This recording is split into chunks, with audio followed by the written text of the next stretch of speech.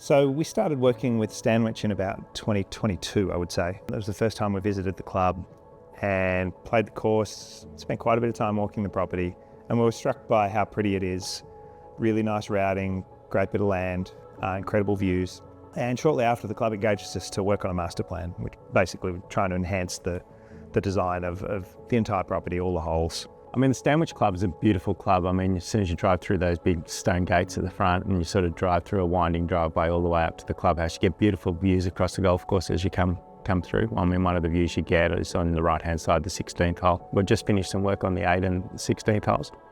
The 8th hole was in a really nice setting. It was just the members found it a little bit difficult. It sort of repelled a lot of balls where it was sort of a right to left shot, sort of with the greens, side bunkers on the left-hand side, but the actual green fell off on the right-hand side. So a lot of balls that would sort of trundle up towards the green would feed off to the surround and down to the right, which was quite lower. So few of the members were finding it a little bit challenging. So the next part of our job when we redesigned the hole was really to try and help balls running into the green and sort of feed them into the putting surface. We were trying to kind of bring the very good and the average golfers close together a little bit.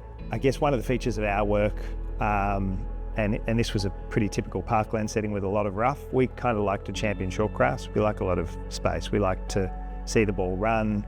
We like to give golfers options around the greens where they can hit running shots or lob shots, whereas on a lot of parkland courses in the States, you see kind of rough all the way up to the edge of the green. So that's kind of the opposite of what we like to do. And then 16, well, we had this creek, which kind of we were really licking our lips when we saw the creek and the opportunity to use the creek. The old hole had bunkers. The creek wasn't really next to the green, so it typically just caught bad golfers' shots rather than very good golfers.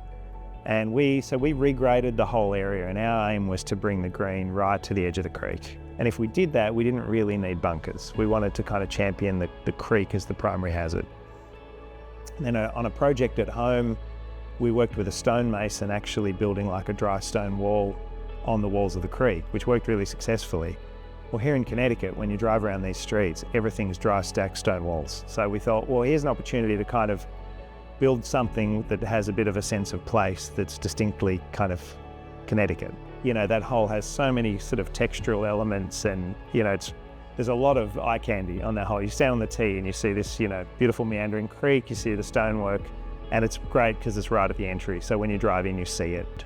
When we were first engaged here, we were really first engaged to do the short course ahead of the master plan. It's really steep ground, but we felt there was a way that you could kind of traverse your way down the hill and then sort of back up again as some sort of short course. So with the witch being a bit of a theme here because of the Stanwich, we kind of affectionately refer to it as the cauldron. Came up with a fairly clever way of tackling it. Because it's on the side of a hill like this, you don't want to play holes up and down because you'd end up with, I mean, you might have a few drop shots, but the holes going back up the hill would be horrible. So what we decided to do, we sort of played directly across and down to the lowest point and then almost zigzagged our way up the hill.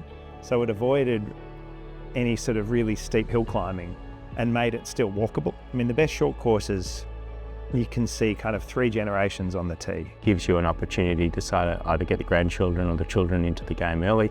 You can play down there with them. Then you can, in the middle of your sort of career on the golf course, you can actually sort of go there and sort of have a bet with your mates or just muck around with your friends. And then it gives you a great opportunity as you're sort of getting older to still have that experience at the club and play with your friends and actually spend your time out on the short course.